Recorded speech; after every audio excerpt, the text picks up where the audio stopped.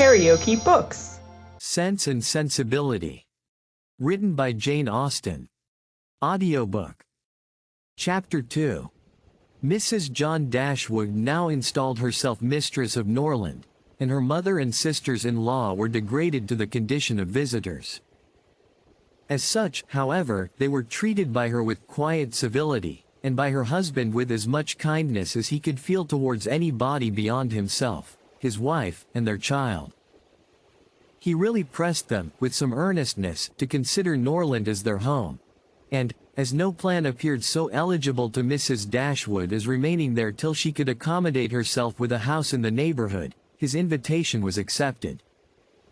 A continuance in a place where everything reminded her of former delight, was exactly what suited her mind.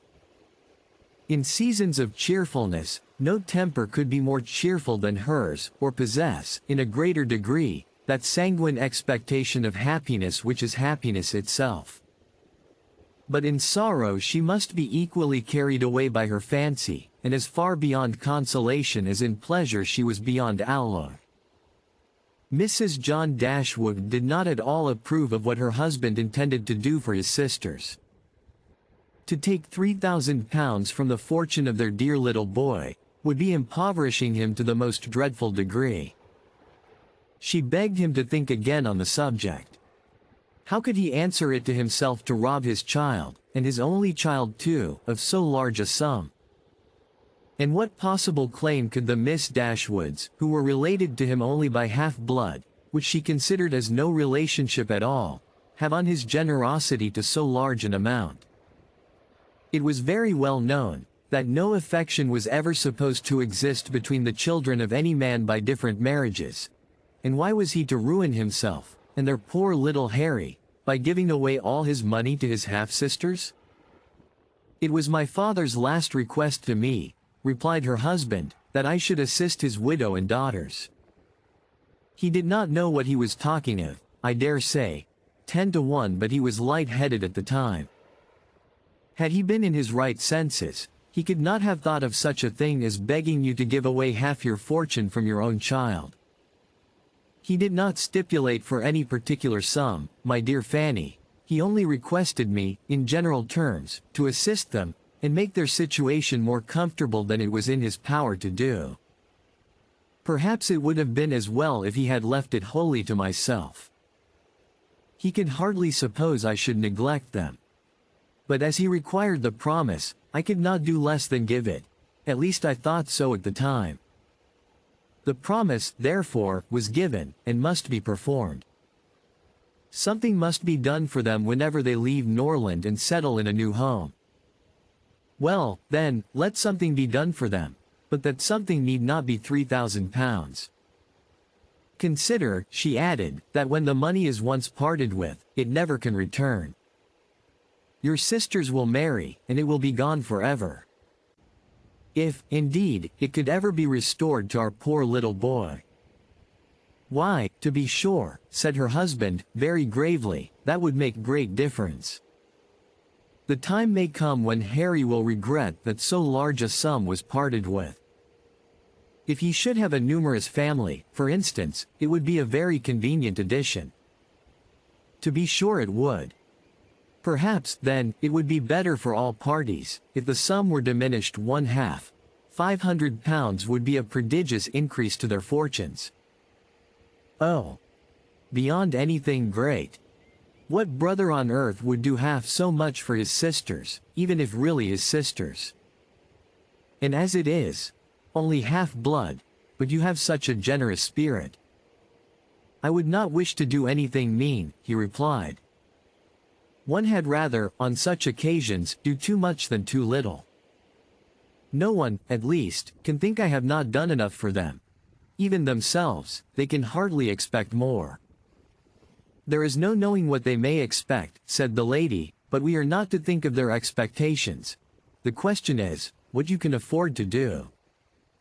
Certainly, and I think I may afford to give them £500 apiece. As it is, without any addition of mine, they will each have above £3,000 on their mother's death. A very comfortable fortune for any young woman. To be sure it is, and, indeed, it strikes me that they can want no addition at all.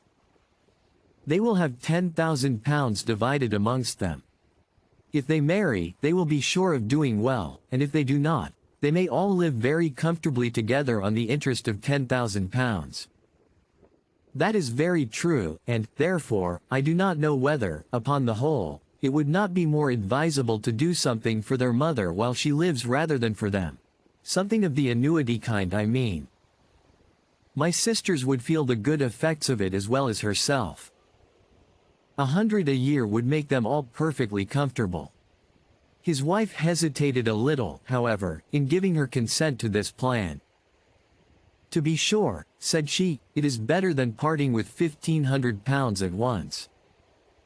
But then if Mrs. Dashwood should live 15 years, we shall be completely taken in. 15 years. My dear Fanny, her life cannot be worth half that purchase. Certainly not, but if you observe, people always live forever when there is any annuity to be paid them. And she is very stout and healthy, and hardly 40. An annuity is a very serious business. It comes over and over every year, and there is no getting rid of it. You are not aware of what you are doing. I have known a great deal of the trouble of annuities, for my mother was clogged with the payment of 3 to old superannuated servants by my father's will, and it is amazing how disagreeable she found it. Twice every year these annuities were to be paid, and then there was the trouble of getting it to them. And then one of them was said to have died, and afterwards it turned out to be no such thing. My mother was quite sick of it. Her income was not her own, she said, with such perpetual claims on it, and it was the more unkind in my father, because, otherwise, the money would have been entirely at my mother's disposal, without any restriction whatever. It has given me such an abhorrence of annuities, that I am sure I would not pin myself down to the payment of one for all the world. It is certainly an unpleasant thing, replied Mr. Dashwood, to have those kind of yearly drains on one's income. One's fortune, as your mother justly says, is not one's own. To be tied down to the regular payment of such a sum, on every rent day, is by no means desirable. It takes away one's independence. Undoubtedly, and after all you have no thanks for it. They think themselves secure, you do no more than what is expected, and it raises no gratitude at all. If I were you, whatever I did should be done at my own discretion entirely. I would not bind myself to allow them anything yearly. It may be very inconvenient some years to spare 100, or even £50 from our own expenses. I believe you are right, my love, it will be better that there should be no annuity in the case. Whatever I may give them occasionally will be of far greater assistance than a yearly allowance, because they would only enlarge their style of living if they felt sure of a larger income, and would not be sixpence the richer for it at the end of the year. It will certainly be much the best way. A present of £50, now and then, will prevent their ever being distressed for money, and will, I think, be amply discharging my promise to my father. To be sure it will. Indeed, to say the truth, I am convinced within myself that your father had no idea of your giving them any money at all. The assistance he thought of, I dare say, was only such as might be reasonably expected of you, for instance, such as looking out for a comfortable small house for them, helping them to move their things, and sending them presents of fish and game, and so forth, whenever they are in season. I'll lay my life that he meant nothing farther. Indeed, it would be very strange and unreasonable if he did.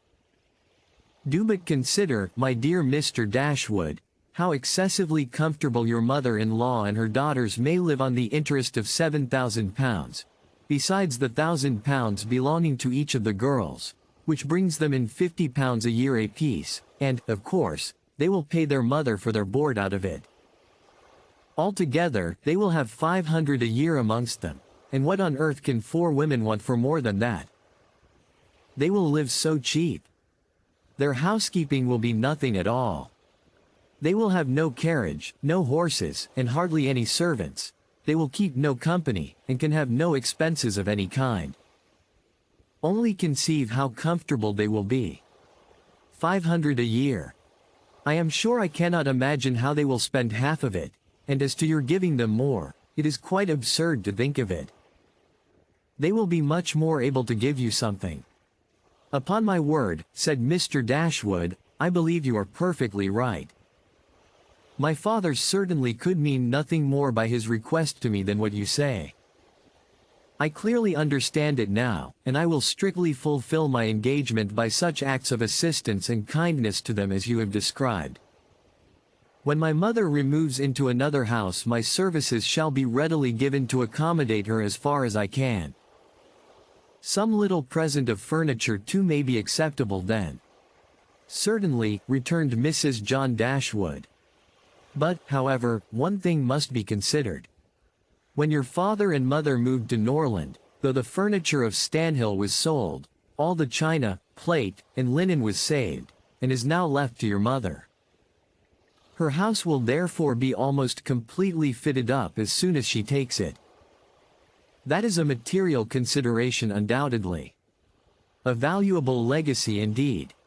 And yet some of the plate would have been a very pleasant addition to our own stock here. Yes. And the set of breakfast china is twice as handsome as what belongs to this house.